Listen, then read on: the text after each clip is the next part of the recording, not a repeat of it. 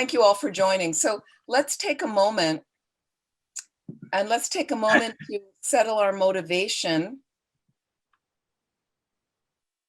And really, this is us directing our attention. So what happens when you set a motivation? It's a type of anchoring. If you get that motivation, that anchors there all day. I don't mean in a leaden way, but an anchor holds your ground there. Like with a boat, you don't end up floating into some reef and getting damaged. If you've ever spent time on boats, right? So that anchor is there. And what happens is we are the boat, and you know how distracting life is, right? So you're off, suddenly you're all the way over here, but then, the motivation kind of keeps you tethered in a way to the right attitude to have about everything that you're experiencing.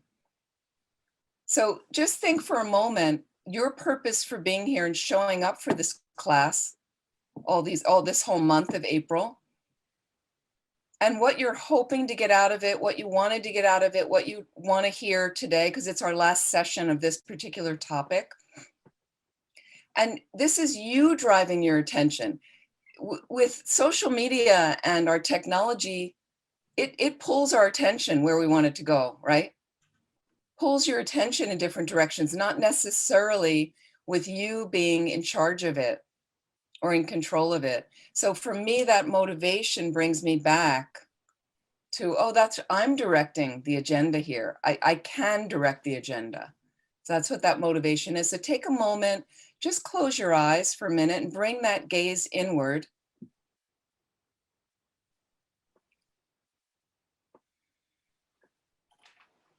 And allow yourself a few deep breaths. As you notice any tension you're storing in your body right now that you're holding, and use that exhalation to release that tension little by little. And really with the inhalation, bringing in space, whatever positive thought you'd like to have. And here's a real simple antidote with negative emotions. Really simple way to counter anxiety and depression is we inhale something positive. You can even name it and say it inside to yourself. I can inhale joy. Really breathe it in. Feel it soaking through the bones, moving through all the systems, and I'm exhaling sadness.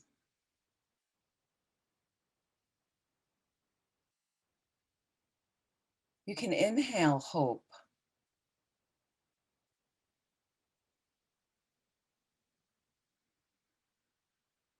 Exhaling depression.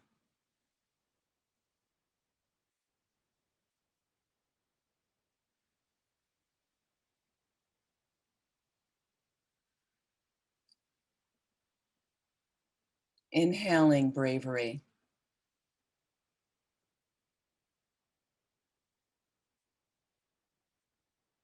Exhaling fear.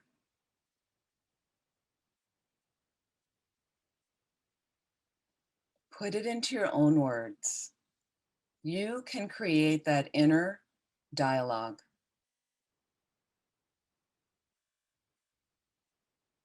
What positive quality would you like to bring into your mind? Breathe it in.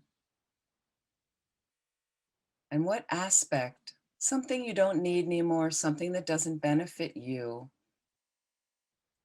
release it and exhale it and let it go.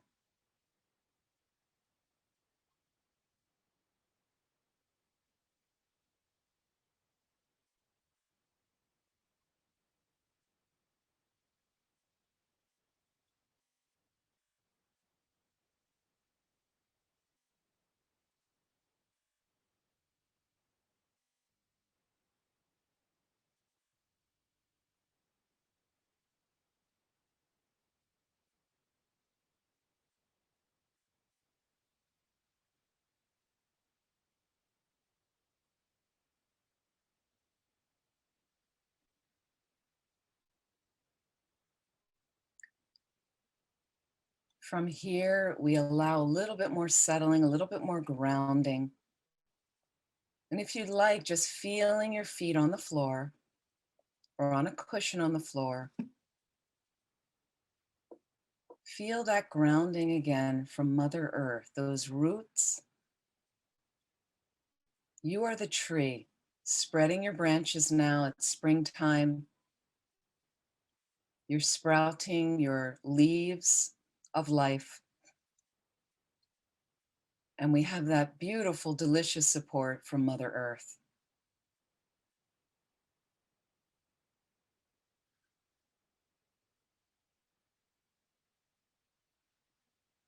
And from here, let's set that motivation.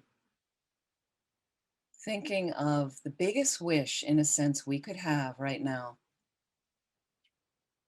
which could include benefiting all living beings. Imagine if you could do that every moment. Imagine if you knew the exact best thing to say to someone, best thing to do for someone, without questioning, best thoughts to have every moment. So we can do that if we become a Buddha, fully enlightened being. If that interests you, that type of motivation, feel free to set that motivation right now, not only for our time, but all the activities of the rest of your day.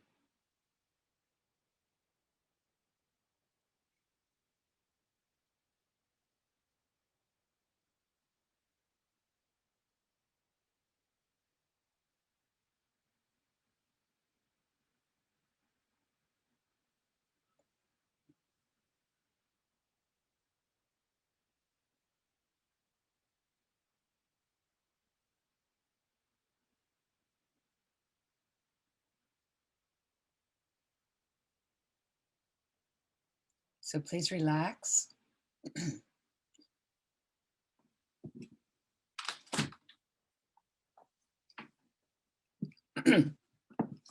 Ready, when you're ready, please open your eyes.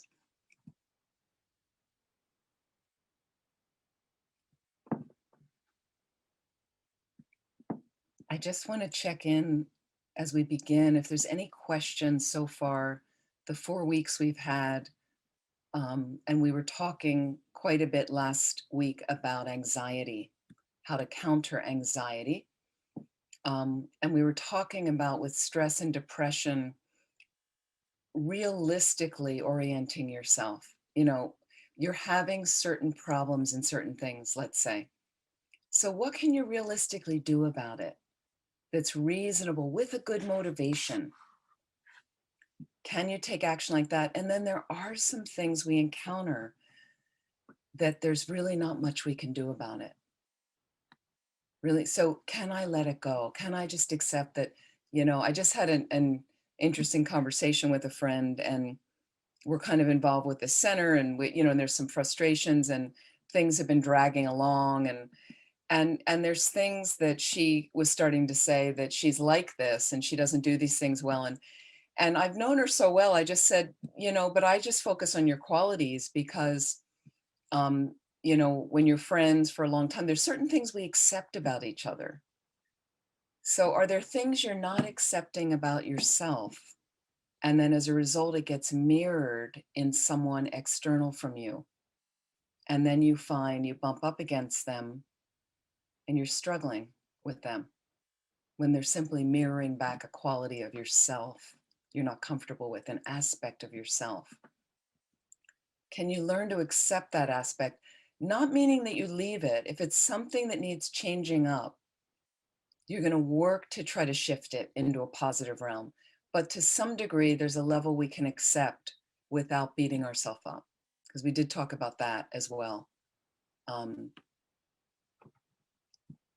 So any comments on that? Anybody would like to, any questions related to that from last week? Julie? Yeah, I just had a comment that we had talked last week about kind of just noticing the stories we tell ourselves. And I just found that really helpful this week. When I was thinking anxious thoughts, to just step back and go like, oh, there you go, worrying about that again, was just really helpful. So I just wanted to mention that. It was Thank helpful. you. Thank you for doing that. Thank Yeah. you for catching your mind. And are you scheduling a time to worry during the week? I haven't done that, no, Right. but that's a good idea. I mean, it's interesting how it does work. Like all the worry, every time I worry, Thursday at 4, that's my time. And then Thursday at 4 comes around, you might even have it on your calendar, and I would make a funny name for it. Yeah. I wouldn't say I would make a funny name like it's my, time to obsess or time to, time to eat Oreos, Yeah, right. and then you get to that time and you're like, why am I worried about that thing? Yeah. Why do I need, I'm not really worried about it right now. I Yeah. mean, occasionally the worry will come up and you go, oh, that's right. I have to, but usually you're just kind of like, I'm not really that concerned about it right now, but that's your worry time. That's the time you want to get it all in, right? And set a time, 15 minutes, where you can just worry your mind out. But thank you for doing that, for catching your mind. Good thing. And one thing about what's reasonable, what can we, we all work, and I mean, some of us work, but like for me, one of the things today is when the wind gets like this, it gets worse every year, these windstorms, I notice. So when the wind's like this, the wind, nature has an energy. So like on a really hot day, people are a little bit more lethargic if they're outside. When it's really cold, there's more of a constrictive quality sometimes for people, and there's different things. And with the wind, I find it's so distracting for my mind. Like it takes my energy and it just turns everything around. So again, knowing this was happening, and I could see it starting this morning. It was recycling day and all the recycling bins were blowing down the street and it was just a mess outside. And so I had other things I was going to do, and I had these meetings, but I had a little space, and I went into the basement to make tsatsas, these images I'm making, because the basement's shielded from the wind. And I just went, I need a couple hours down. I need to get out of the wind. I need to be in a space that's contained. And I just had quite a session down there. And that was helpful to kind of not be conscious. There's no real windows down there. There's no, so again, protect yourself. I needed a little guarding today, a little bit of that. I just tallied my tsatsa count. I've now crossed the line, crossed the 180,000 line. So that was exciting, getting closer to 200,000. So, but again, just do something like that where you realize, if you're visiting people, there's certain people you're going to see. It's going to be challenging with one of them. Or something, find a way to just stop in for an hour instead of having the whole afternoon, or you drive with someone and then you're stuck there. Sometimes I brought my own car because I went, well, I know I'm going to need an escape hatch with these people. So that way I can just leave, nicely, it's at an appropriate time. So again, do some realistic things that are compassionate for yourself. So here's another little meditation we're going to do right now, because I know it might have been Brian, I can't remember, that brought up beating themselves up. And so I want to bring in this self-compassion exercise, from most of it from Kristin Neff. Okay. And we're just going to do this brief meditation. How would you, about treating yourself like a friend? Treating yourself like a friend. I don't think we're great at this, so we need to practice. We need to practice. Let me just find my notes here.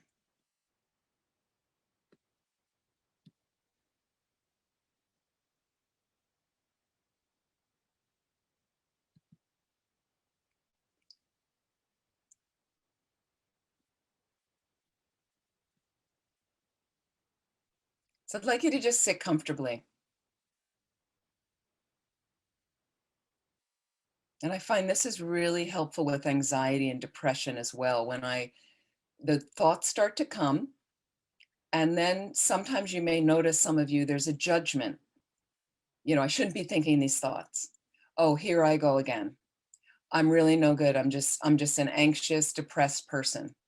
Like, and over. And other people don't have this problem. I have these problems. I'm really no good. I'm no use to anyone at all. So slowly, but what if a friend comes to you and says, I'm really struggling right now with anxiety, or I'm really struggling with depression.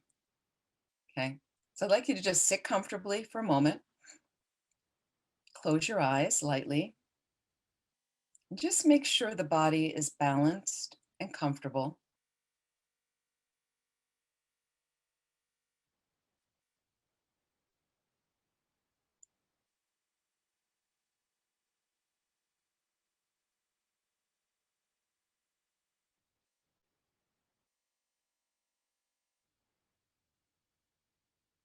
And I'd like you to reflect on a time when a close friend came to you who was really struggling. Somebody approached you. Maybe it was a close friend, and they're really struggling. Okay. And they tell you this is what's going on for them. Just imagine you're having that conversation.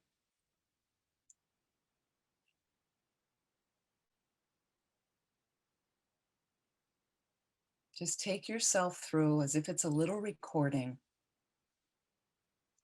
of this interaction with this person.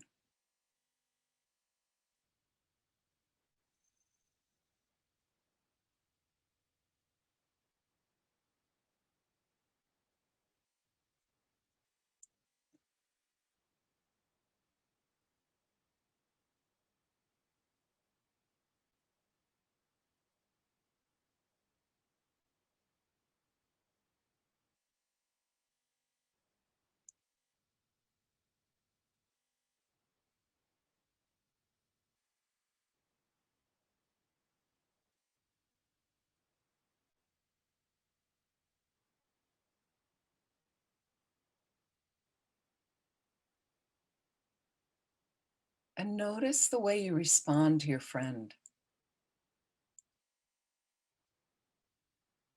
So I'd like you to notice the words you say to them, any body mannerisms you notice. Notice the tone of your voice.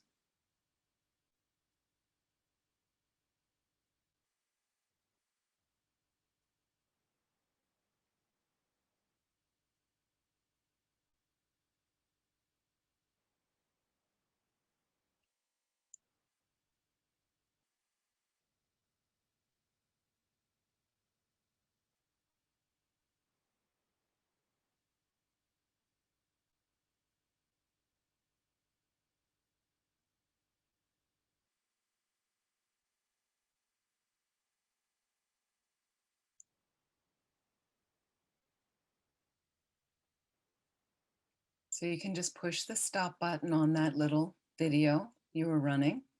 Now we're going to look at a different scenario. I'd like you to reflect right now on a recent time you were feeling bad about yourself, a recent time you're really struggling. Just put yourself back in that scenario. Just notice, as if you push the button on the recording, it's playing.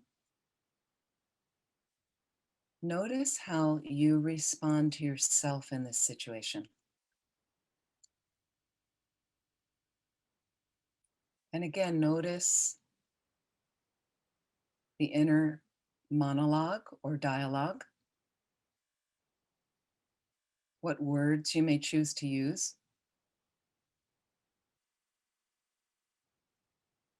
Is there a tone associated with it?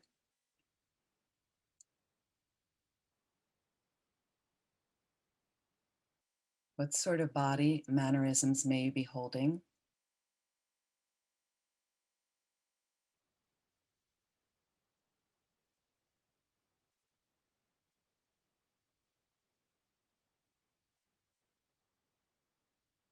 No judgment is needed here. You're simply observing.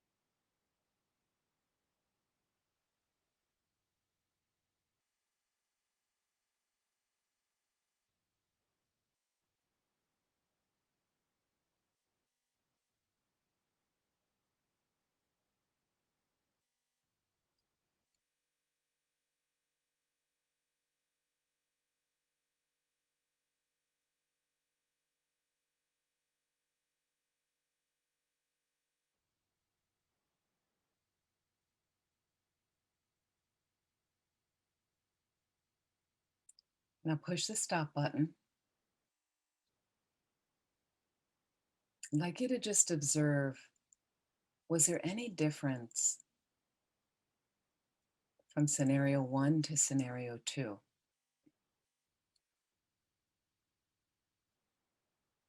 If there was a difference, ask yourself why. So explore for a moment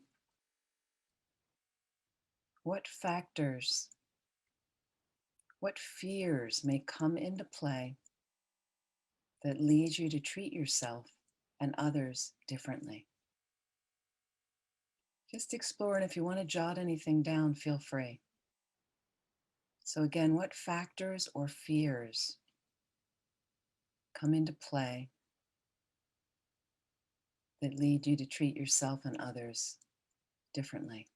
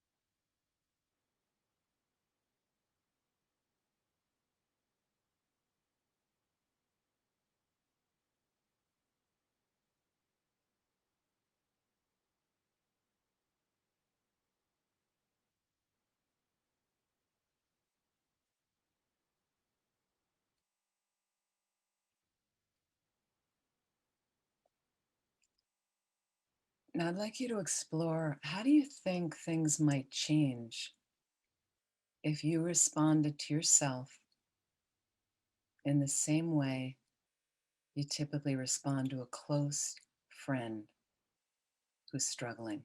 What if you could respond to yourself in the same way when you're struggling? What might change for you if that's the case?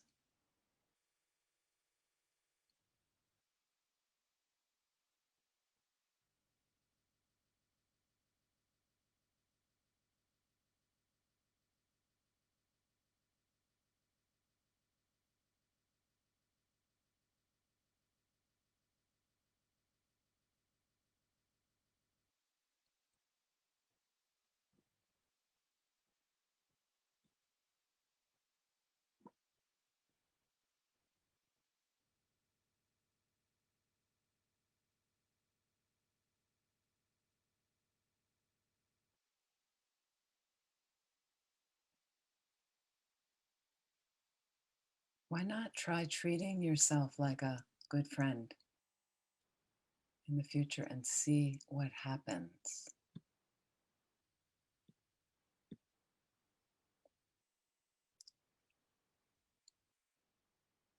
Please relax. When you're ready, slowly open your eyes.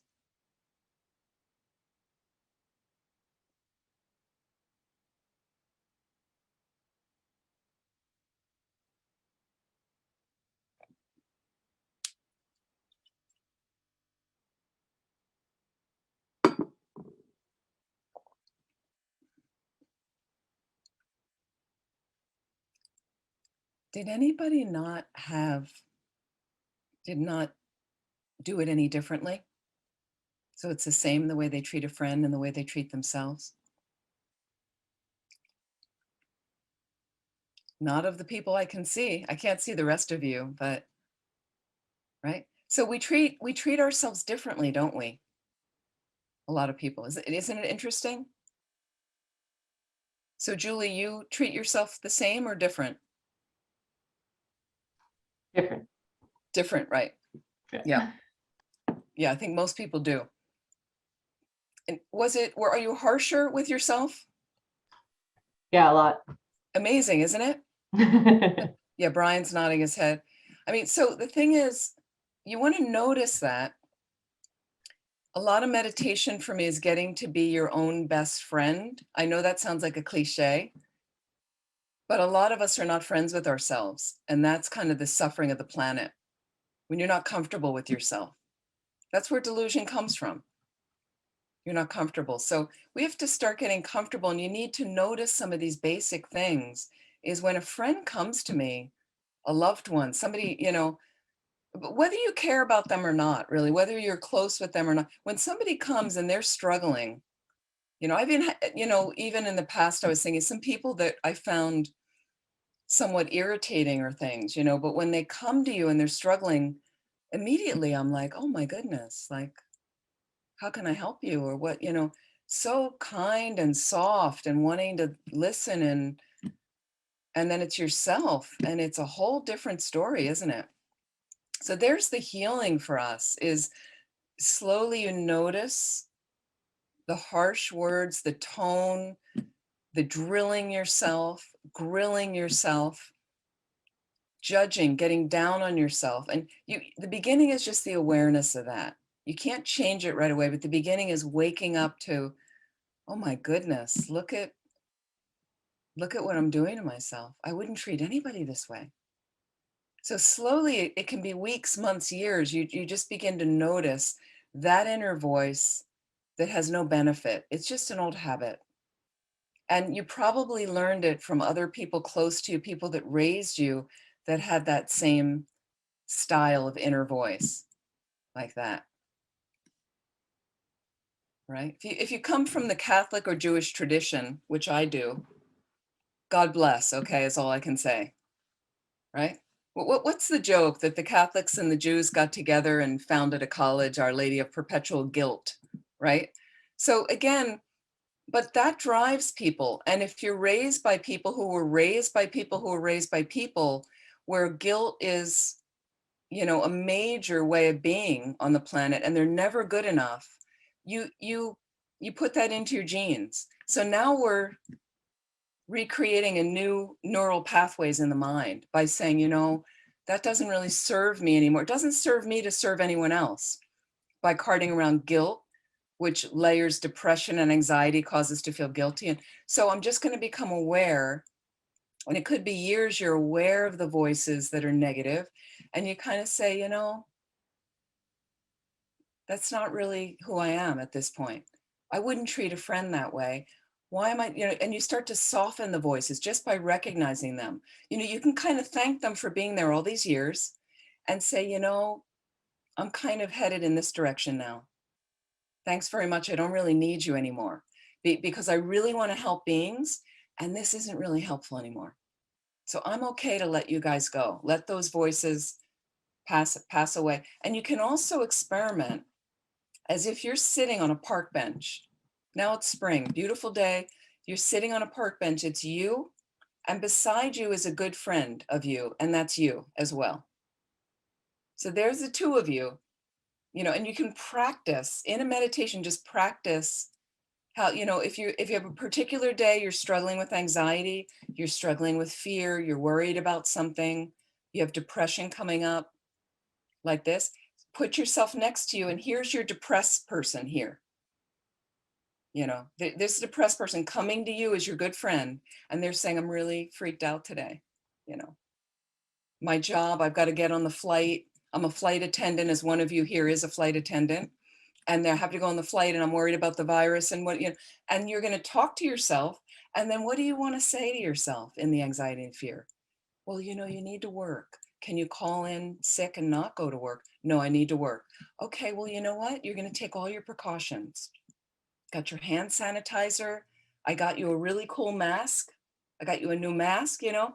You're going to wear, in fact, I got you two masks and you got your face shield, and think about how kind you can be to all the people on the plane who are worried. Maybe I'll focus on. So you're going to practice a little bit talking to yourself as your friend, like a friend beside you. And we need to practice that. And eventually, when negative thoughts start to come up in your mind, you're not you're not laying or layering on yourself all this, you know, your crap. You shouldn't be thinking that. Buddhists don't think that. You shouldn't be having those thoughts. It's just kind of like that kind consideration of, well, what if that's a friend coming? What if I'm on the plane and one of the passengers is really freaking out right now? How would I manage them? That's how we want to manage our delusional thoughts. It's time. It's time now we take control of our minds like that. So slowly, and you need to do these practices again and again so that you kind of witness. And some days it's not going to go well. You're going to fall flat on your face and you lay there on the ground and you go, okay, that didn't work. But I do it with humor now. I don't like lay on the ground. I tripped over something, messed up. I'm talking metaphorically. And I don't lay there anymore with a big, heavy, like, you know, you're just crap. I'm kind of like, well, that didn't work. Okay. Pick myself up. Let me look around to see, why didn't I see that hole in the road? Oh, there's the hole. Okay. Let me be a little bit more vigilant. You know, those are my delusions. That's why I tripped. That's all. And what are those delusions? A habit from previous moments of that delusion in my mind. That's all. And you know what? I'm giving it my best shot right now. That's all I can do.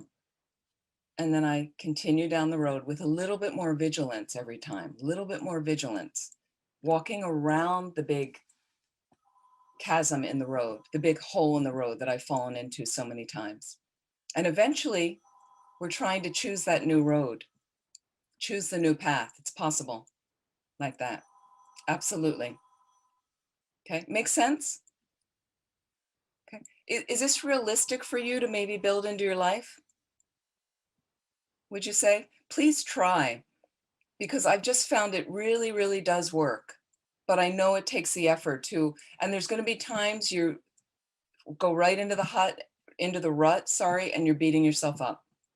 Okay. And what you do is just notice, oh, okay, there I go. That's my old habit.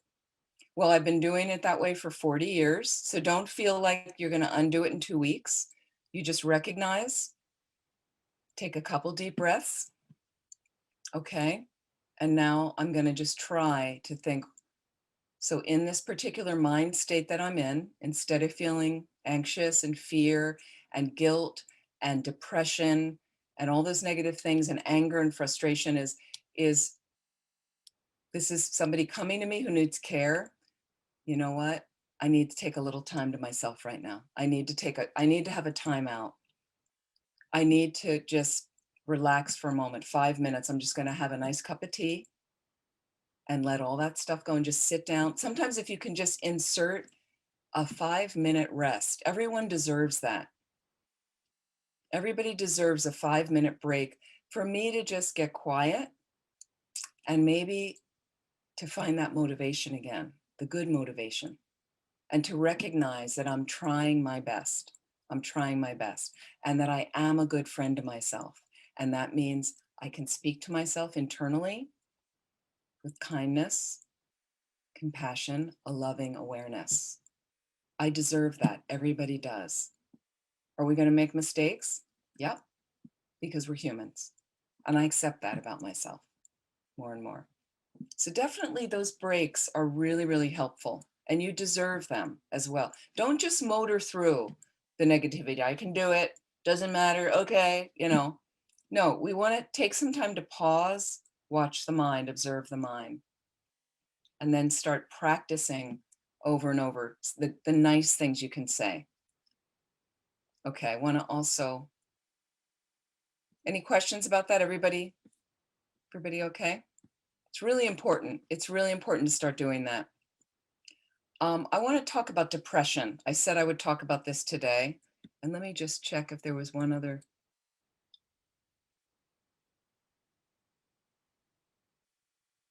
Yeah, and we were talking about analytically how a meditation practice serves you to deal with difficult people and as well as yourself. Because I mentioned coming back to my little meditation space I'd set up many years ago to deal with an intimidating coworker, and how on my cushion I would start to analyze what really happened at work, what he said, how he appeared to me.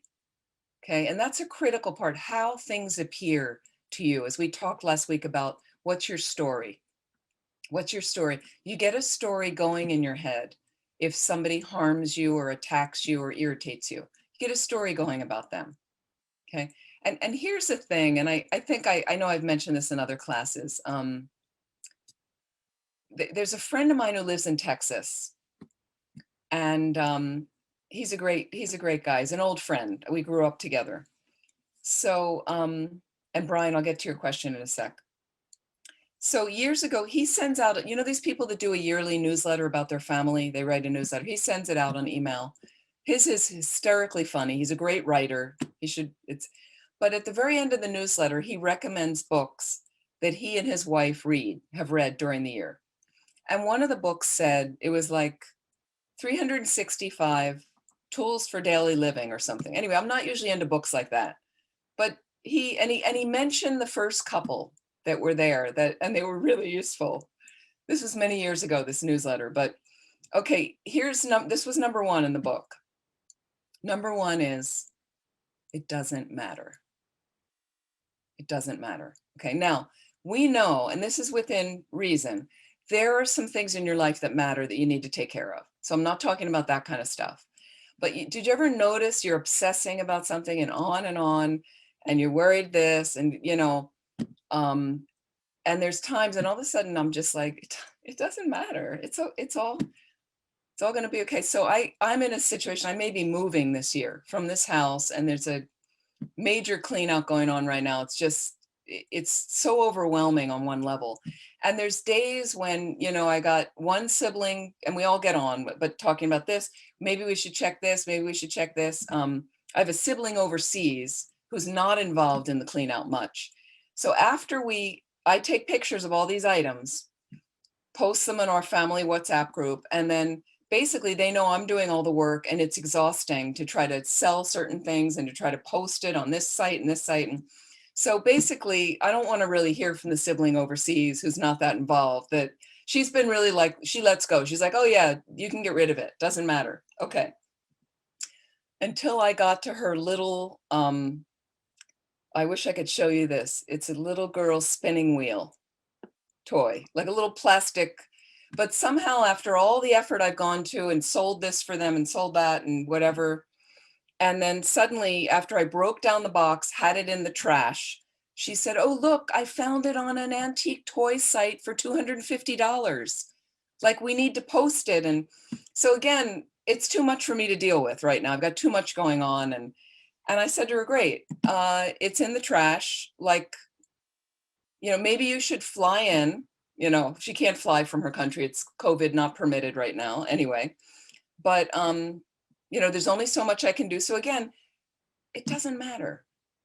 Like, I didn't need to get tossed in her thing and I wasn't irritated at her. I just kind of looked at it. I laughed and I was like, it doesn't matter. If I want to, the trash bag didn't go out yet. I can pull it out of the trash, clean it up a little bit. I have time to do. I'll see. I don't need to deal with it. So again, there's many things that if you just layer for a moment, it doesn't really matter. This is getting out of the weeds and looking at the whole forest. Like, wow, there's a whole forest here and I missed it because I'm looking at the one little weed that grew up let it go. It doesn't matter. It's just a little weed. Okay. So again, you need to find within reason there are things that matter that you need to take care of. Like, I've got to be cleaning the house out. I got to do it. The house isn't just going to empty on its own, taking care of it. But with all the little weeds growing up, I don't need to really focus so much on that. And that's great that my siblings also, they're pretty light about it as well. This was rule number 2 in the book. Are you ready for this? You should really buckle your seatbelt for this, okay? This was the tools for daily living. Number 2 was, they're not talking about you. Okay? So we always think it's about us. Whatever's going on, and somebody didn't call you back, maybe. They didn't respond to your email. They sound funny in the email. Their text was a little short. Their whatever, don't take it personally. It's not really a personal thing about you. Rarely is it ever. And most people are so consumed with themselves, they're not thinking about you. They're not talking about you. So that was, I was living in a community at the time, so it was very liberating to think I'd go home by myself and they're all couples and, it's all about me. It wasn't all about me at all. So it's liberating, okay? So this is the kind of work we slowly want to move into. Okay, Justin, I'm only able to, okay, delusion of expecting everything to go my way. I'm sorry, Justin. So I'm sorry to break it to you, but not everything is going to go your way. So that's very, very common. We want control. We want control over certain things. Of course, we want things to go our way. And those of you that are a little bit more kind of control freaks, or there's some people that have more of a dominant personality. They're directors, they're directing things. And there's some people that are very happy to follow. But if you're a kind of director personality, which is myself, okay, I've done a lot of work on that, where I remember we had a manager. I was so desperate to hire a manager at one of the other centers, really needed this person. And then we hired this person. And then I had a habit of micromanaging. So finally, the staff turned me on into that. And I really looked at that and was like, yeah, you're right. I do that. It's really annoying. Then this person came in. She was great.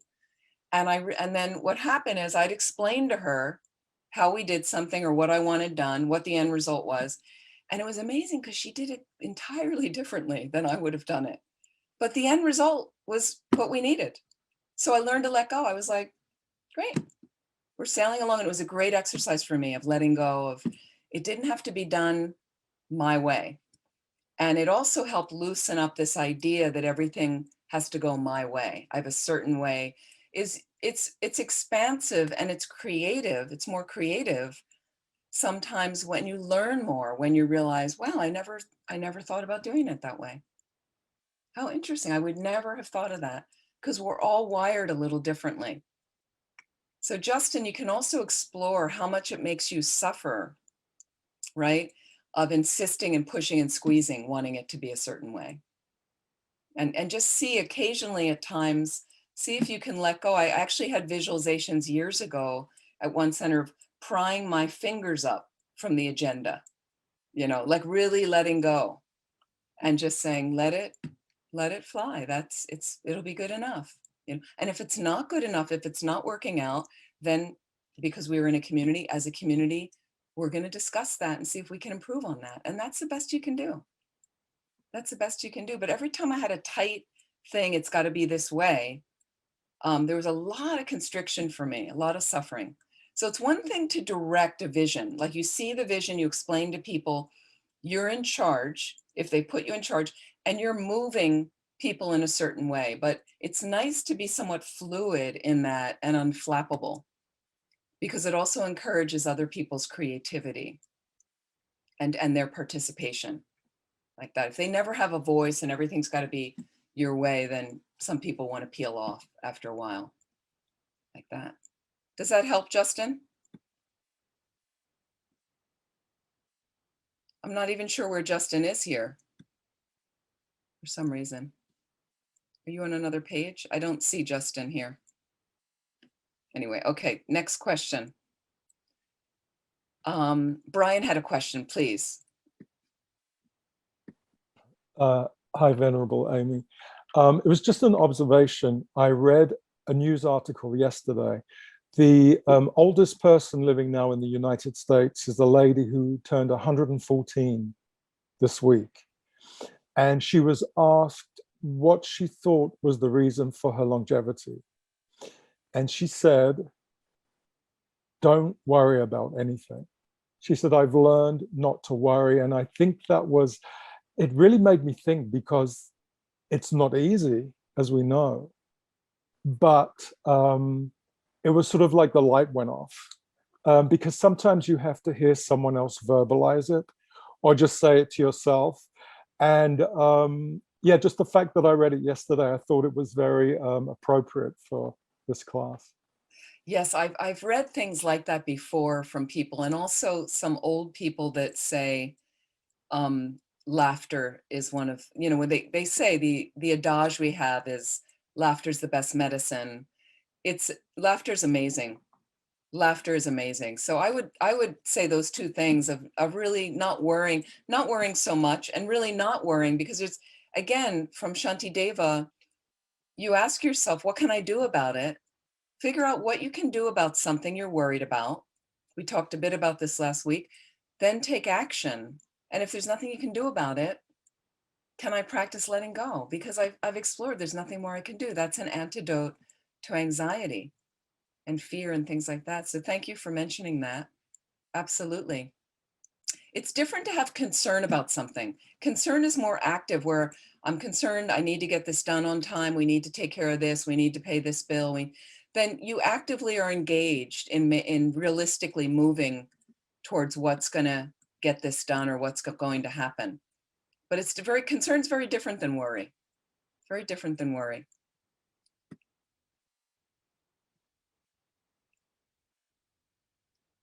Sorry, so there is a Justin Conklin who's in the chat. So maybe they're only able to chat. Maybe they're not on the in the visual. Okay, just wanted to double check that I wasn't hallucinating.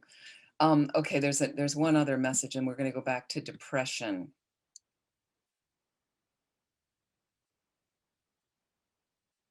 Okay, so that's an interesting one from Tracy in the chat. I imagine talking to my friend, and with your friend, did you notice you're truthful with them, but with yourself, you lie to yourself.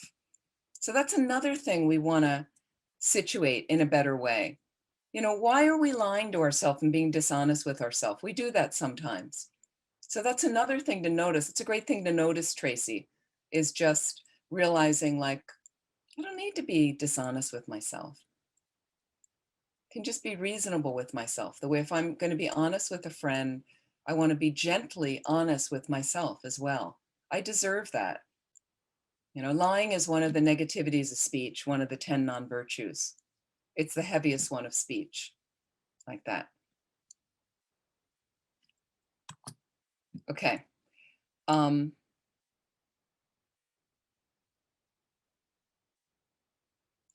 want to go back to antidotes to depression in the time we have remaining. Thanks so much for your participation and your, we've talked a little bit about this already, and for your questions. Again, with depression, we want to examine what your mind is saying. This is all about observing the mind, looking at the mind gently. I'm just observing. I'm even watching a judgment. A judgment will come. It's okay. I'm just observing there. Oh, there goes a sweeping judgment. Just trying to get some control. Beginning of control is to just become aware of it. Just become aware. And why is the judgment there? Because I'm a judgmental person. I've done that a lot in the past, but I'm working on it now. Okay. So you want to examine what your mind is saying.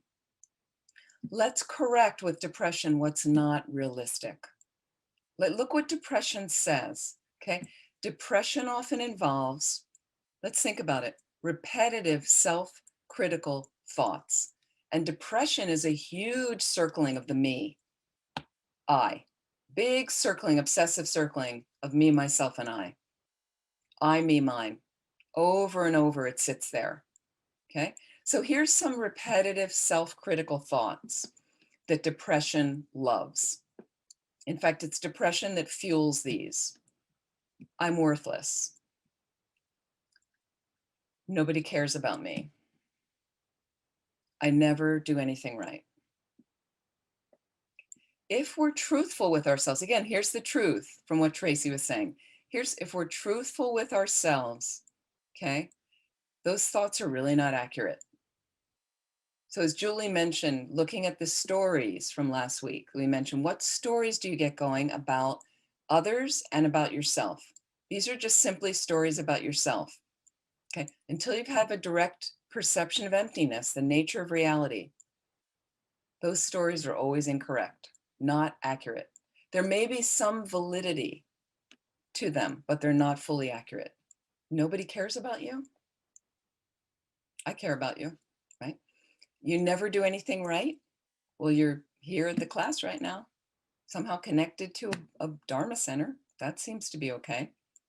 So again, being truthful with yourself, you want to realize these thoughts are mistaken. They're really not the full truth. It's simply a habit in my mind that I'm used to cycling through these thoughts. Okay. So you want to change the recording, change that inner monologue. Okay. Can you replace the thoughts with positive, realistic ones? I do have some good qualities. I made a mistake right now, but I do have some good qualities. Okay. There are people who care about me.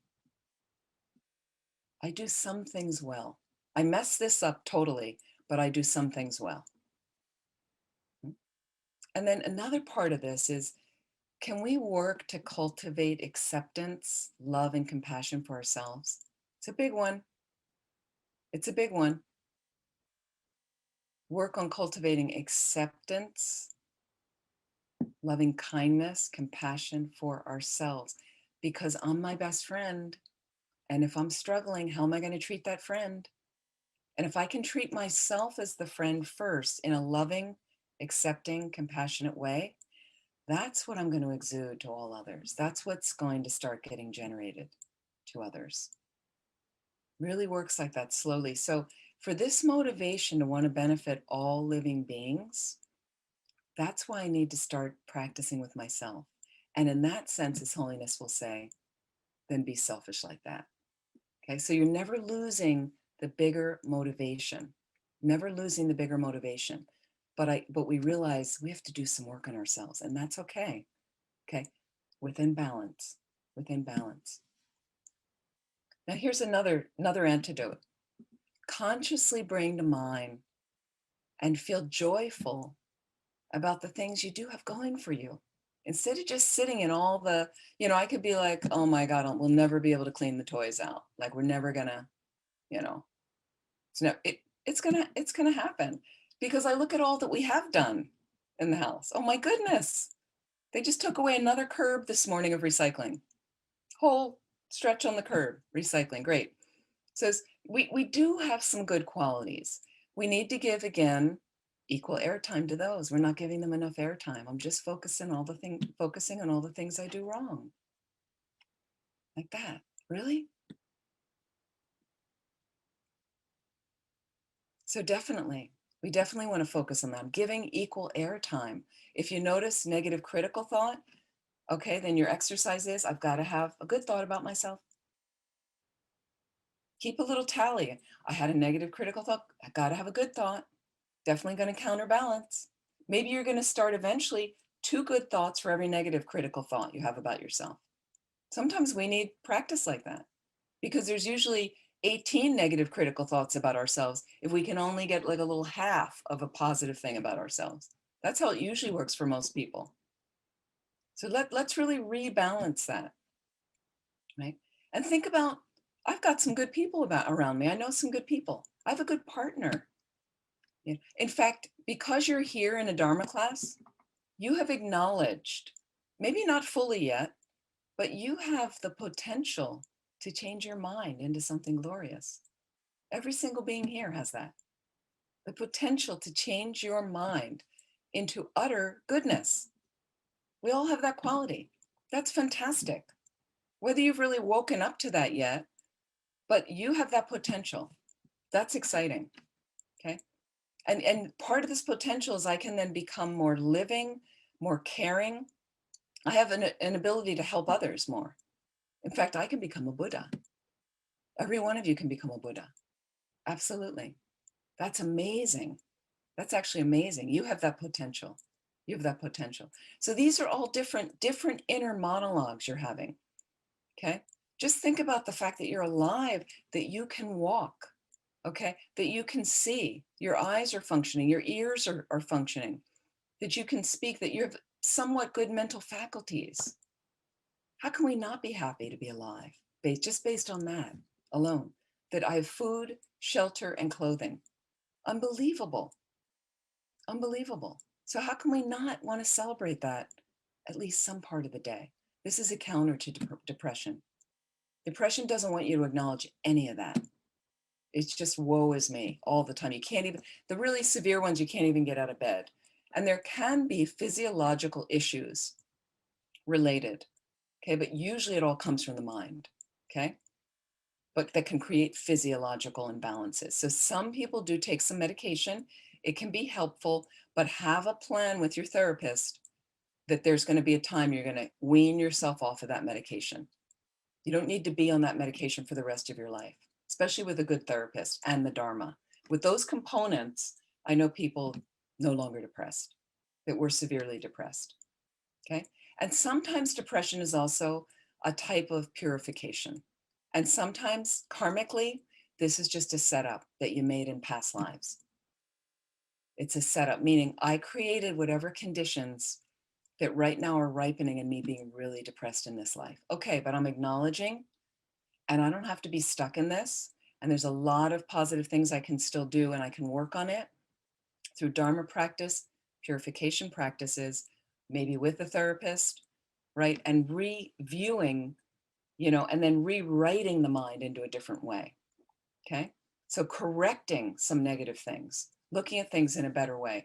And another thing I'd say is, I talk sometimes about thought interruption and kind of thought replacement. And I mentioned before in other classes, a friend of mine who was chronically depressed. So she had an image. So when the mind, she would notice certain triggers that would start her mind spinning out of control, like down, she'd be like, uh-oh, I can feel I'm headed downhill. Like I saw that person across the room. They said this, I didn't eat enough at lunch. And she knows her triggers. She knows herself well enough to know it's going to trigger some severe depression and send her into a tailspin with all the negative thoughts. So she's so good at catching that now that she has her own visualization. And what she'll do is she'll remove herself, even if she's with people and at work, she'll make 2 minutes to go to the bathroom and bring the visualization up. And her visualization is, I mentioned this before, I think in other classes, she's in a small room filled with puppy dogs.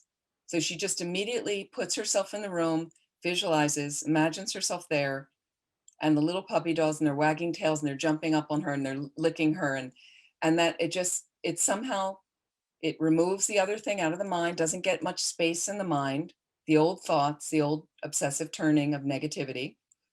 And she's like enjoying, and then she can reset her motivation and come out, take a couple deep breaths, and off she goes. She tries her best, right? Knowing the depression is right near the edges there, is right near her, but she's like, I'm not going to give it airtime. I'm not going to let it take over right now. So you can try some things like that as well. Consciously bringing to mind joyful things, happy moments in your life. This takes work when you're severely depressed, I know, because the mind's not used to thinking about those things. Depression doesn't want you to think about those things, keeps you from those things, again. And then if you have a serious problem, this is a little bit last week, we were talking with Sarah, if there's a serious problem that you're depressed about, okay, why not bring to mind some other people that had the same problem? It's not just me. I'm not alone in this problem, okay? In fact, their problem, now that I'm reviewing it, their problem is actually much worse. Much worse. And what I need to do right now is sort realistically what I can do about my problem. Like, what can I really do to change this problem? And if there's nothing I can do, I'm going to practice letting the problem go. Watch it, transform it into bubbles, and watch them float away into the air. Another direct antidote, I know we're out of time, is to meditate on precious human rebirth. We started doing that early in this class of gratitude, and even literally doing the meditations on precious human rebirth. You can learn how to do those. And think about samsara's nature. Samsara's nature is suffering. Samsara's nature is suffering. So as long as we're in samsara, there's going to be problems. So sometimes it's depression, sometimes it's anxiety. But the thing is, do know you can definitely get out of samsara. Can definitely get out of samsara. You can also, I find something really helpful. One last thing I'll say for depression is volunteer. Give of your time to somebody else who really needs it. Volunteer your time. You can donate money to an organization, but I prefer even, and you can even do contactless. I mentioned to people before in this that I drive diapers for a refugee organization in Philadelphia. Contactless. I drive to the office downtown, takes like 20 minutes. I call them, I've arrived, I open my trunk, they put the diapers in, and that's it. I have the address texted to me. I text the people, I'm coming. Some of them speak different languages, obviously, but we have a system that we worked out. And I go to their house, open the trunk, bring it, I leave it on the porch or the front step, ring the bell, we wave to each other, masks, and I deliver diapers. And then I delivered diapers for a while, and they graduated me to delivering Chromebooks. That was so exciting, right? There's nothing like handing off a new Chromebook to somebody that just slid out of West Africa, that kind of crawled out of some regime in West Africa that they were struggling, and to see their face light up. So there's many volunteer opportunities you can do. People do run phone banks for suicide hotlines. And I mean, it's endless, the volunteer opportunities. And even if it's an hour a month, an hour a week, you might have to get training. That's okay. You sign up, it takes a little effort, but once you're in a system, there's a community. We have certain Zoom meetings like once a month, and I see other people and we go, oh, and we kind of share our wins. Oh, I met this family, they were amazing. You know, it's very challenging in the pandemic, but it's happening. And then you just feel it lifts you out of your own me. It was me buying the flowers and helping the old woman who lived upstairs with her groceries. It was hard for me to stay depressed when I was helping somebody else.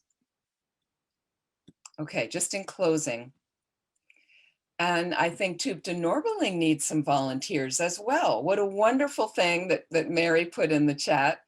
What a wonderful way to help as well. So what I'd like to do in closing, I hope this course has been helpful for you. There's so much more we could go on and say. We can continue talking about it. It's just I'm kind of scratching the top of the iceberg right now. Please try to use some of the techniques and things as well if you can. We can certainly revisit this. I have some other courses coming up for Tupta Norberling. I can't remember what they are offhand right now. But please check my website again if you're interested, because there's a whole bunch of courses that are coming up. And I'll just put the website here once more. And there's a lot of different listings on there. There's a Buddhism in a Nutshell course coming up for our group in Brazil that will have English and Portuguese translation for anyone. So if you're new to the Dharma, that would be a good one. There's a Meditation 101 for the New York Center that is open. These are all open to anybody. So you can find the links and things. I'd like to dedicate, if there's any positive energy that we've created right now from these 5 weeks, all of these weeks, and from today's session, I'd really like to roll it in to our practices, helping us to definitely counter negative mindsets and delusions, and be able to really transform our minds into something happy and peaceful all the time. And may we be able to use that to get enlightened quickly so we can be of the most benefit to all living beings. I'd like to dedicate right now, especially to Brazil and India, countries like that. Nepal is having another surge of COVID. May they find a way to get a handle on this, and may all the numbers of the COVID spread go down on the entire planet till we can finally return to more open engagement with each other and life slightly in a more normal mode. It won't go back to the way it was, but in a more normal mode. And for all the beings who have died of COVID recently, my friend Naresh in India, and all the other people, may they immediately take a precious human rebirth, get enlightened to benefit all living beings. And may all the beings who are ill, body and mind, may they be healed instantly. And for the long lives of our precious teachers. especially His Holiness the Dalai Lama and Lamas over in Bishay. Thank you so much. Thank you to Thupten Norbeling and all of our precious hosts, and thank you to all of you for joining, and I hope I see you soon.